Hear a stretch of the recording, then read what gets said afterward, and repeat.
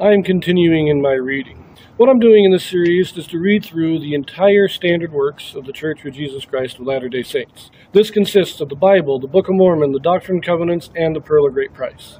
I am continuing reading in a chronological order, according to event, not according to publication or volume. So I'm skipping around a bit as I move along. So we're continuing with Alma.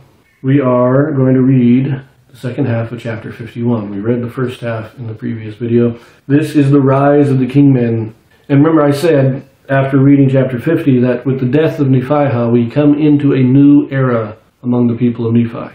And we saw that in the last chapter. When Pahoran is made the chief judge, there is a movement among the people to replace the judges with kings. We get this whole new situation going on. We read about the beginning of this new era in the beginning of chapter 51. Moroni has to put down the kingmen in order to compel them to fight in defense of the people because the Lamanites are invading. Amalickiah himself is coming in person at the head of the army. That's where we leave off. They've just put down the kingmen. Now we pick this up. Chapter 51, verse 22. Behold, it came to pass that while Moroni was thus breaking down the wars and contentions among his own people, and subjecting them to peace and civilization, and making regulations to prepare for war against the Lamanites, behold, the Lamanites had come into the land of Moroni, which was in the borders by the seashore. And it came to pass that the Nephites were not sufficiently strong in the city of Moroni. Therefore Amalickiah did drive them, slaying many. And it came to pass that Amalickiah took possession of the city, gave possession of all their fortifications. And those who fled out of the city of Moroni came to the city of Nephi.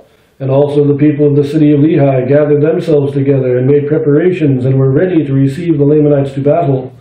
But it came to pass that Amalickiah would not suffer the Lamanites to go against the city of Nephi to battle, but kept them down by the seashore, leaving men in every city to maintain and defend it.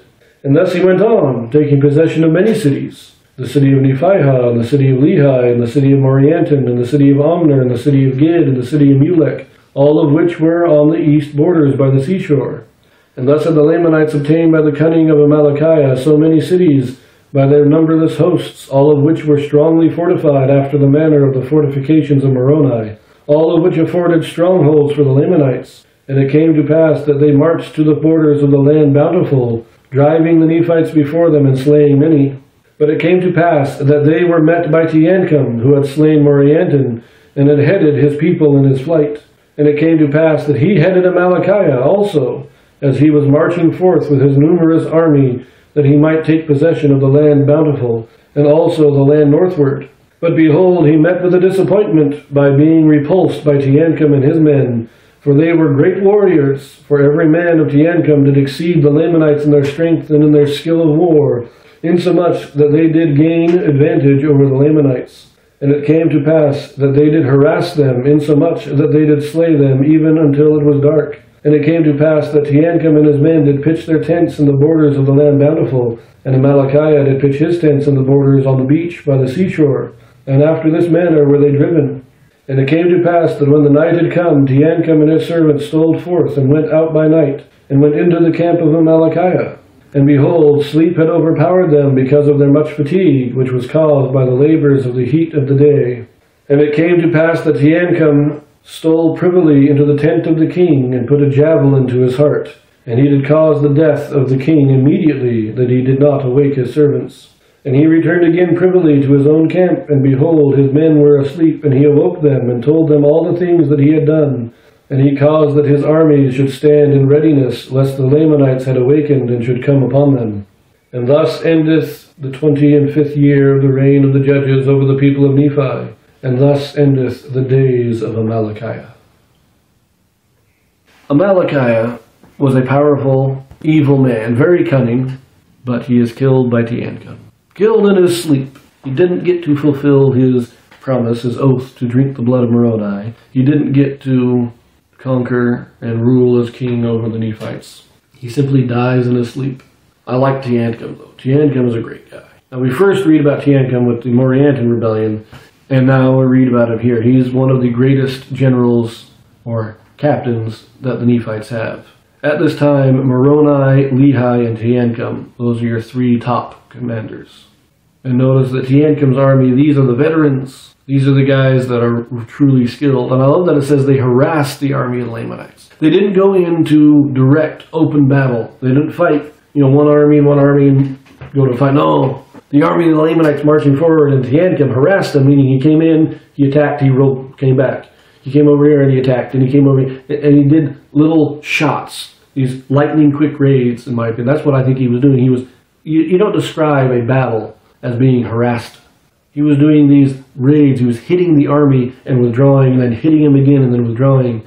And it was confused the Lamanites so much that it drove them back to the seashore, and they all camped for the night. I love that. Now, we do have Amalickiah. His plan was clever, was a good plan, and if Teancum hadn't been there, he would have done it. But he drives up the eastern coast. He takes Moroni, which is on the coast, on the line between the land of Nephi and the land of Zarahemla. And then he follows the coastline up. And the plan is cut through the coast and into the land bountiful, and that way you can attack from the north. You leave men in all these cities, and you now have armies on three sides of the Nephites. But they're stopped by Teancum here. Now I find it interesting, he says he didn't go against the city of Nephi, but he conquered all these cities, and the first one they list is the city of Nephi. So what this means, what this is really saying, it's a very awkward way of saying it, but what it's saying is that he took the land of Moroni. He takes the city Moroni.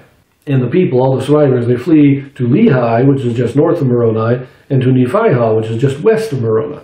And the idea is they fortify these cities, and they're expecting Amalickiah to come out immediately, to kind of just chase him down. But he doesn't. He waits, and he fortifies Moroni, and he gets his men all ready. Then he moves out, and he attacks the next city. And once he's taken that city, he fortifies that city. He gets everything set before he moves out to the next one. So they were kind of expecting him to just move from city to city without thought, with just moving quickly. And he doesn't. He prepares himself. And by doing this, when he does go to the next city, he is ready, and he is able to conquer them. Now the reason he's able to defeat them this time is because there has been so much dissension in the heart of the Nephite lands, in Zarahemla with the kingmen and everything. Moroni has taken his main army to fight the kingmen, and while he is fighting the kingmen, or just at the end of that fight, that's when Amalickiah moves in and starts taking these other cities. They don't have strong enough armies to stand against the Lamanites, because Moroni has to fight the kingmen in the heart of the land. Now we will continue with these wars in our next reading, so I will see you there.